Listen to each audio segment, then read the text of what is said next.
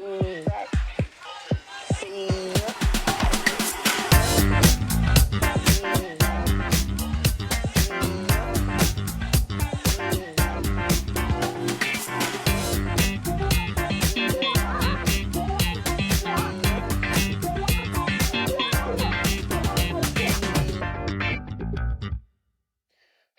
guys, welcome back to another episode of Dirt Diamond Sports Talk. I'm Ryan here, as always, with my man Wally. Before we get started, hit that subscribe button, save an episode with a star, find us on any of your favorite podcast apps.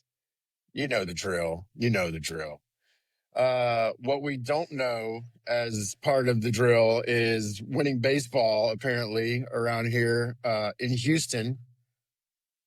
So we haven't talked since before the Rockies series. So we made it through the Rockies series tonight, this debacle against St. Louis. But man, the Astros finally snap this nightmare 8-game skid that they were on with some home cooking against the Rockies there. Winning 2 out of 3, but the injury bug bites back hard again. The Cardinals come in and spoil a Friday night fireworks at Daikin. So let's break down this 8-13 start. Let's kind of go, back a little bit. Next man up in the rotation stuff that we're kind of doing right now. Because the math ain't mathing right now for my prediction of 88 wins to come out very good, Wally. Yeah, and I'd said 82 and 80 with the downward bias, and right now the downward bias is winning. Unfortunately, some of the issues that I thought the Astros are going to have are coming through. The pitching is getting together. They're just putting guys together, and Dana Brown, we hate to rag on Dana, but he's the one that used the spaghetti strategy of roster development, throw against the wall and see what sticks.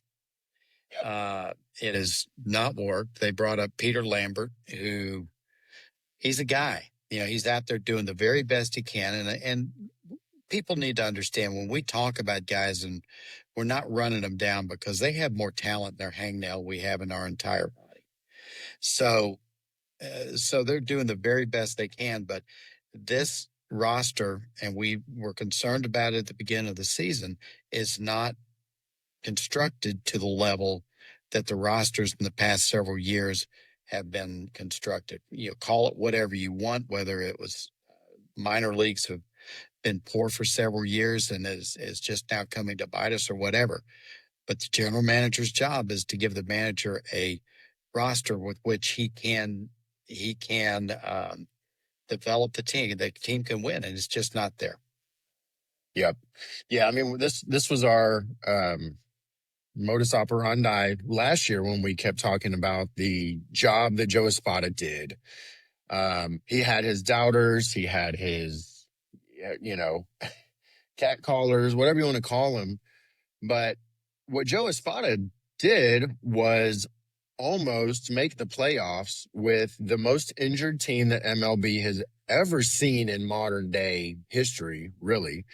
And talking to what you just brought up this year, this roster makeup, which now obviously, includes its fair share of injuries as well. Joe Espada is doing the best he can with, as you like to say, some bubble gum and baling wire.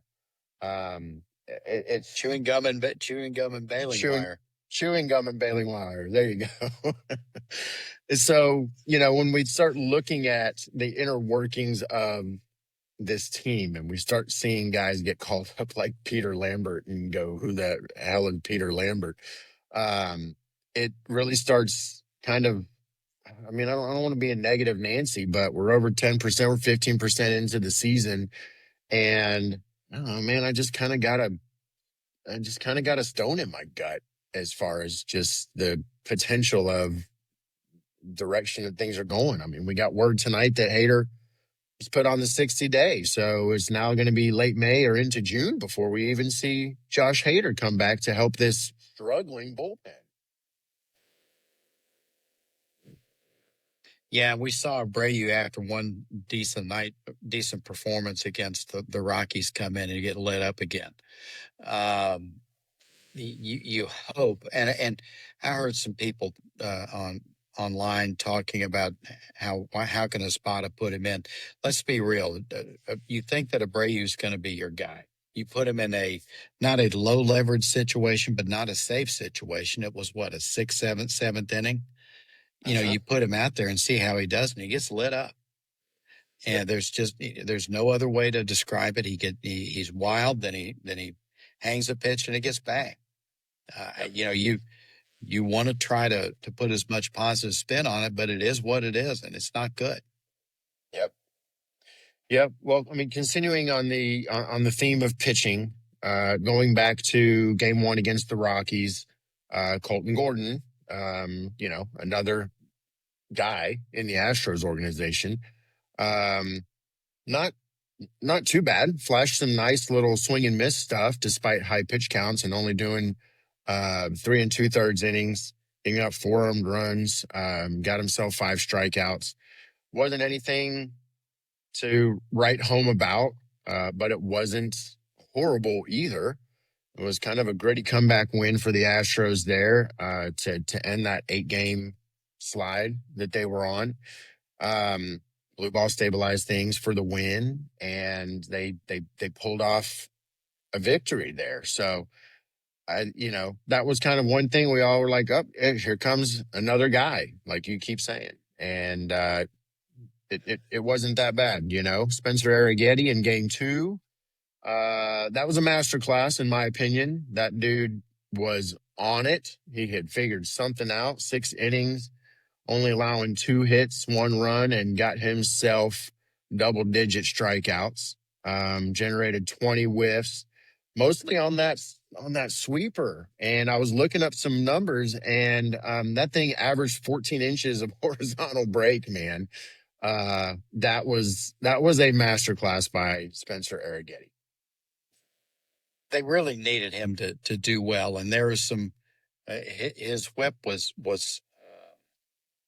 his whip was a one whip, which is he walked 4 guys, gave up 2 hits. If you're going to walk 4 guys, you better only give up 2 hits. But he did get 10 Ks, missed a lot of bats, didn't give up any home runs. He threw 100 pitches, and we've had lots of. We haven't not had a lot of pitchers throw 100 pitches this year. They haven't pitched well enough to get to 100 pitches. Between 16 and 17 pitches a game, an inning, a little high, but not out of line. And he did well.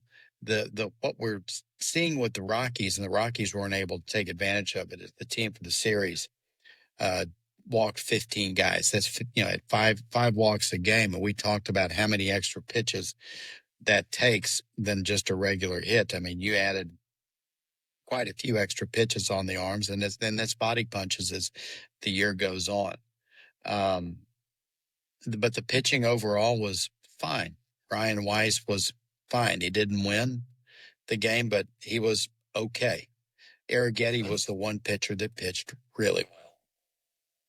I think we kind of expected that. Arrighetti was a guy that when season opening rosters were written, he was kind of the big question mark as to, why didn't Arrighetti make the opening day roster? We got the idea that they're going with the 5-man, and when we go to the 6-man, Arrighetti's going to come up. Arrighetti didn't come up because of the 6-man. He came up because of the sick man, the sick men. Yeah. And, but he came up and he did, when they interviewed him last night, he just said, he said, yeah, it was disappointing coming out of spring training, knowing that I didn't make the roster, but I knew there was going to be a time that they were going to call my number, and I wanted to be ready, and I came up ready, and I wanted to contribute to this team and give them the best chance to win. And he did that. And we saw the Spencer Arrighetti that we saw quite a bit last year. A couple of years ago. Sorry, not last year. Yeah, it's a couple of years ago. And I think that he's one of those guys that I think can come up and he's going to have to contribute because right now, considering the status of this pitching rotation, holy crap, Spencer Arrighetti and Lance McCullers Jr. is basically basically your guys right now. Those are your top end starters. Imai is trying to get his head together. Yeah. You hope McCullers can do it. And we talked what the importance of the pitching is this also. The hitting has been so hot. And we knew the hitting could not stay that hot. And it's come down to earth. And that's no mark against the hitters. That's baseball. When you look at the Astros in the last 6 games, they've scored 4 runs or less 5 of the last 6 games. And that's no gripe against the hitters. There's sometimes the pitchers have to help them out. Yep. You cannot expect hitters to score 6, 7, 8 runs a game every night, and that's what they've been having to do. And so, too bad as we look at the hitters tonight. It's a good example. Too bad they got 3 home runs. Too bad they were all solo shots. Yeah. Yep. Well, I mean, one of the big themes last year was runners in scoring position, and over the Rockies series, and once again tonight, that seems to be a killer stat for the Astros lately is trending runners and specifically runners in scoring position. Yeah, there's a number I throw together and it's not a perfect number, but I look at the number of men left on base and compared to the number of runs that score. You're usually pretty good if you're 1.5 runners on base compared to the runs scored. Yeah, it's not a silver bullet stat, but usually it's a good indicator. This last series is 1.92, which says the pitching was pretty good. Last runners in scoring position with the Rockies is 5 for 29, 172, and they had been really good. And they only had 2. They only had 2 out RBIs in the series, so they won 2 out of 3, and they scratched to get it done. Which is a good thing. I mean, they scratched and got it done. Tonight, I think they were 2 for 7 with runners in scoring position. But they also left 8 guys on again and only scored 4 runs. Yep. Yeah, it's so Brian McTaggart just sent out a tweet. Joey Loperfido felt the quad area tighten up going down the line. He's going to get it looked at more tomorrow. Lovely. I'm not super concerned about it. I obviously want to be in the field helping us win. Just going to get it looked at and kind of go from there. So before we pressed record, you brought up the question, who do the Astros have to bring up as another dude for the outfield? And there's not much. And so it seems as though the replacement for Joey Loperfido is I was just going to try to come up with a nice word for Bryce Matthews, but I just Mr. Breeze. What is he doing here? Why? I mean, I guess because there's nothing else in the farm. There's nobody else. So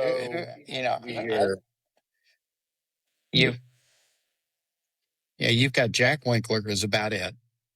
Winkler is off the roster. I mean, unless someone wants to kneecap Matthews and put him on the 60-day, he's here.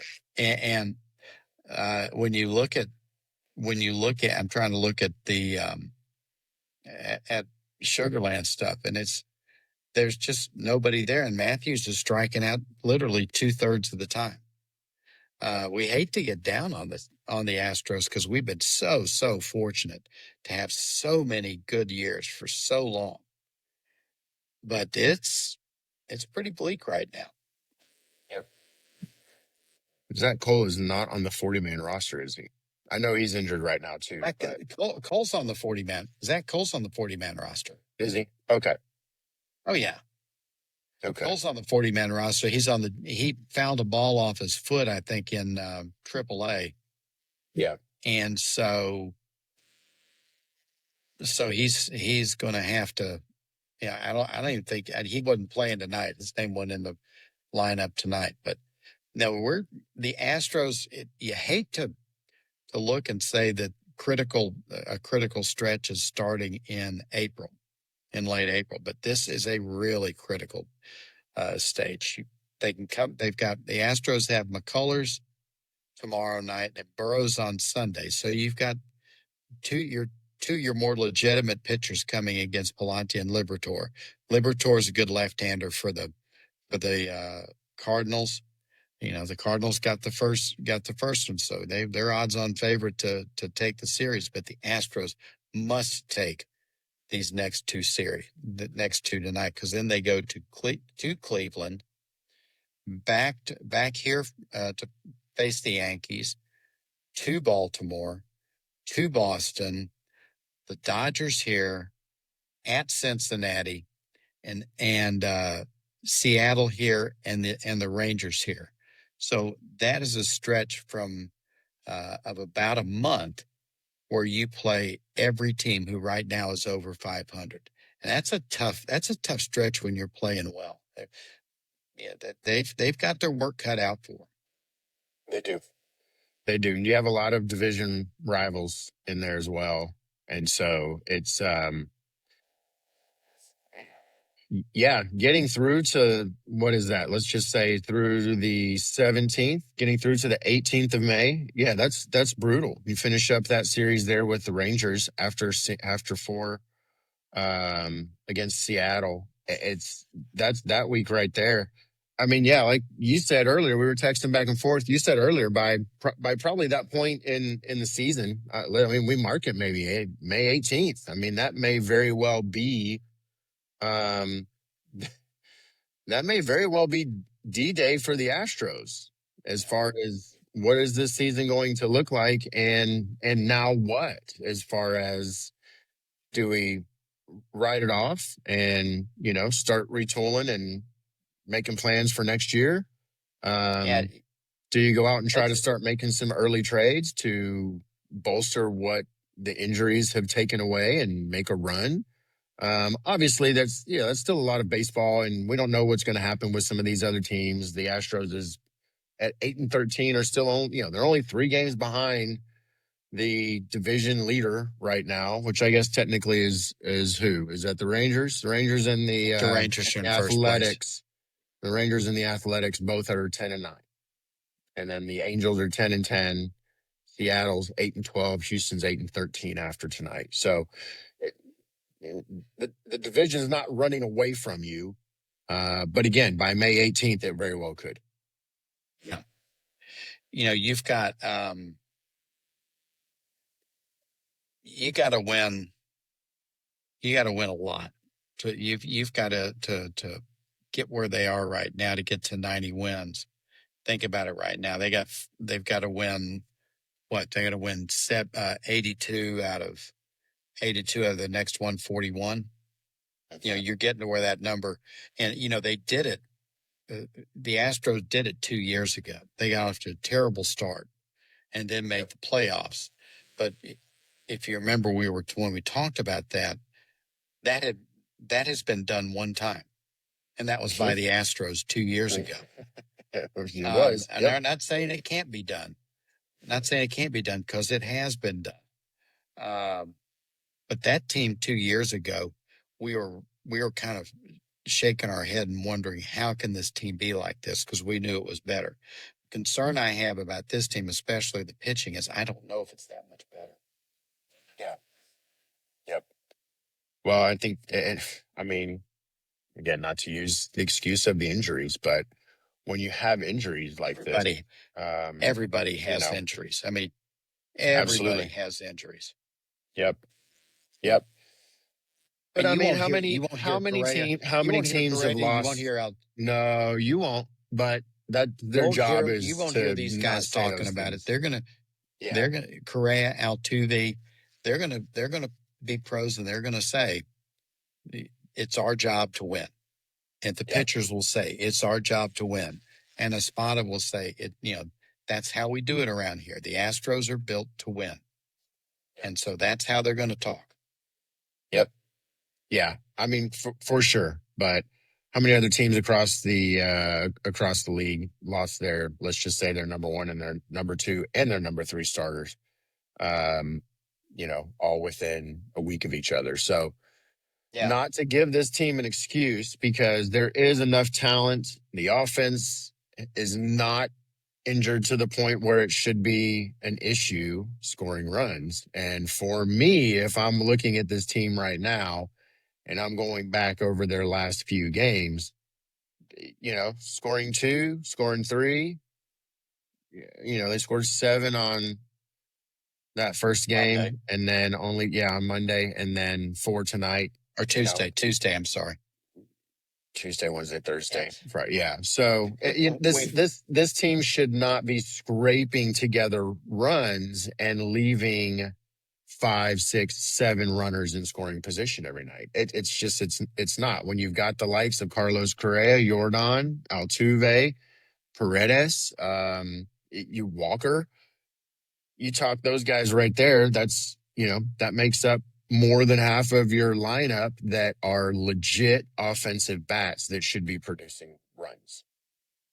And the good news is, if they can get it together and start playing better, they're only 3 games out. Yep. No one in the West is running out. The Rangers are leading at the game over 500. The A's are tied with them. The Angels are at 500.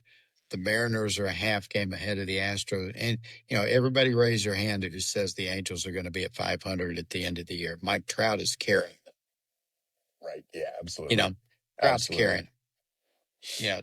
Joe Adell Joe Adell's finally becoming the player that they thought Joe Adell could be. So you got a couple of guys who are one's a Hall of Famer, one's finally starting to figure it out. Yep. But no one thinks the Angels are going to be at 500 by the end of the year. The pitching isn't good. Yeah, no, and it shouldn't be. I don't think it's going to end up being that way. Back to your point about the injuries, the Blue Jays are the only team that approaches the Astros, and they've got virtually the same record as the Astros. Yeah. Yep. Yeah. So I mean, it plays straight. Whenever you start really considering the effect that those injuries actually have on a team from a win-loss standpoint. Can we talk about Jose Altuve's defense lately? What happened to this guy? Where did this new 26-year-old bouncing around, chucking balls from the right center field to the first baseman on a jump? Like, this guy's got a pep in his step now, man. Like, wow, what's going on with Jose Altuve's defense lately? Let me ask you something. You're more of the deep analytic type than I rely more on my eyes. I've seen people talk about Altuve's defense being, runs below average or whatever, outs above average being a negative. Do you really think it's been that bad? Because I think will be honest with you. I have not really dug into defensive statistics yet much this season, at least. And to answer your question from a 30,000-foot view standpoint about Jose Altuve, no, I mean, his range is not that of 26-year-old second baseman. His arm strength is not that of a 26-year-old second baseman. Defensively, he's not a fantastic Gold Glove caliber second baseman. He never really truly has been. All around player. I think yes, he won one, didn't he? He did win one Gold Glove. Yes, he did. But that he's never really hit those marks again. Really, I think when you go and you look at his stats, his fielding stats, he's probably a break-even average type of second baseman. For me, though, lately, what I've noticed is when needed, and when that ball comes around in a high stress high leverage situation, he's making the plays, and he's kind of going above and beyond what you would expect a 34-year-old second baseman to do. Yeah, no, not being the huge analytics guy like you are. He typically he makes the plays to the balls he gets to. Yeah, he's certainly better than like a Jeff Kent. Jeff Kent's in the Hall of Fame. This is true. This is very true. This is very true. Jeff Kent made all the but Jeff Kent made all the plays that were hit to him, and the ball better have been hit right to him. Yep. Well, so for the last 1, 2, 3 years, Jose Altuve was an average to below average, outs above average range second baseman. And we've always known his arm strength wasn't great. So the last year that Jose Altuve had a great defensive year from an outs above average standpoint was 2022. So, yeah. Yeah. Oh, well, 2020, and they won a World Series. 2023, he was average, 57. 2022, 73rd percentile. So, yeah, I don't know. Well, I just noticed he's come through when absolutely necessary. We've been gripping about the Astros tonight. How would you like to be a Mets fan? You're gonna make me spit out my drink, bro. The Mets are 7-13 with the highest payroll in baseball, or close to it.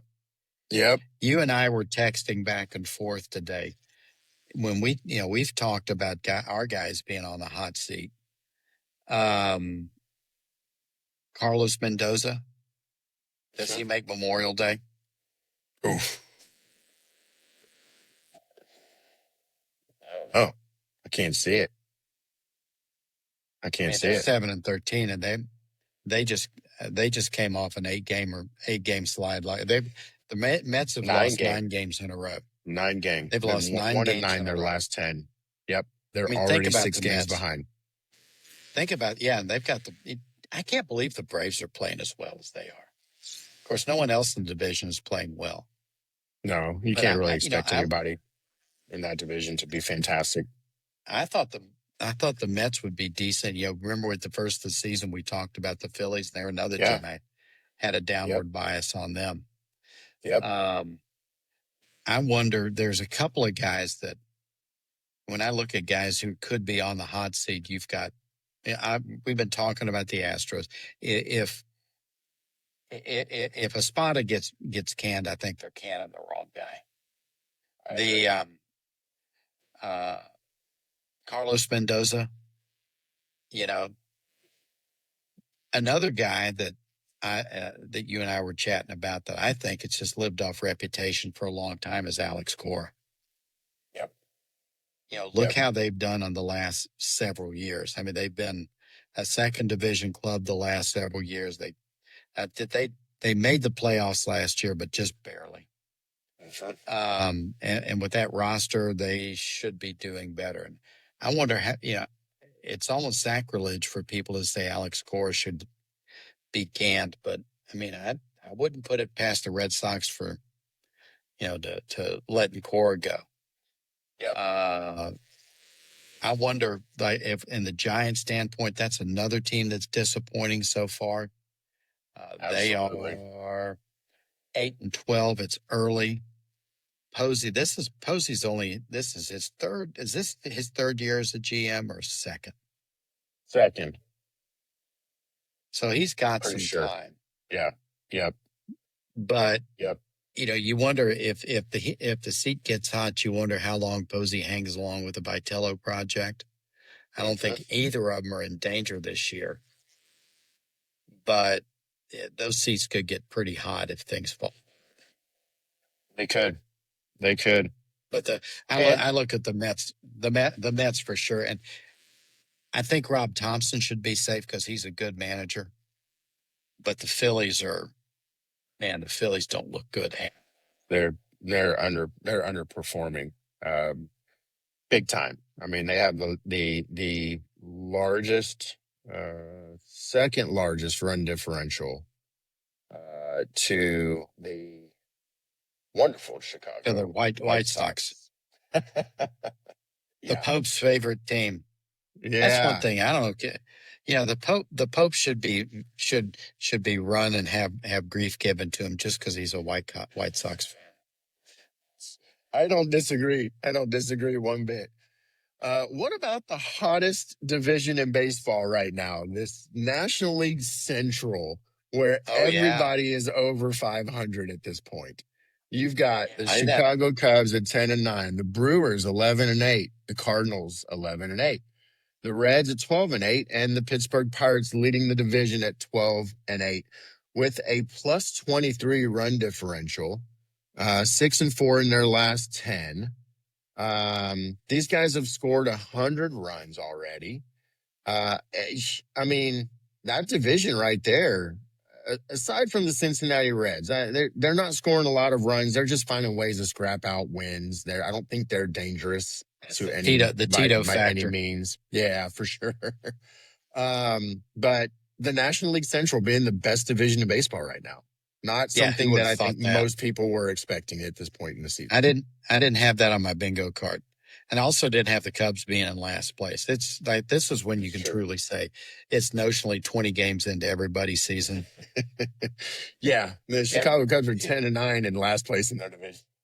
We've pushed the panic button on the Astros, and because I think there's legitimate reasons to do that. But for the most part, it's been well told over the last 100 and some odd years, is give it to Memorial Day, or the end Memorial Day is early this year. Give me till the 28th of May, somewhere in there. You can tell at that point you've got about 60 games in the season. You pretty well know what you have. Yep. I agree. Lance McCullers on the bump tomorrow. We need a good show from LMJ. I don't know. We're kind of up against our time. Any final thoughts? No, I mean, I think we hope the Astros can win a couple of games, because these things it's a lot easier to be positive and find good things when the Astros are winning. It is. I don't like these podcasts. I like doing it, but it's like it's more, people like listening to good stories, and we like telling good stories more, but it's also our job to call it the way we see it. 100%. I think if they can win, they have a good chance of winning these next two games. McCullers should beat Palante. Burrows and Liberatore is going to be a tough one, but they really do need to win these next two games, because they go to Cleveland, where they go against Slade Ciccone and Parker Messick, who almost threw another no-hitter, and Tanner Bybee. Those are three legit arms.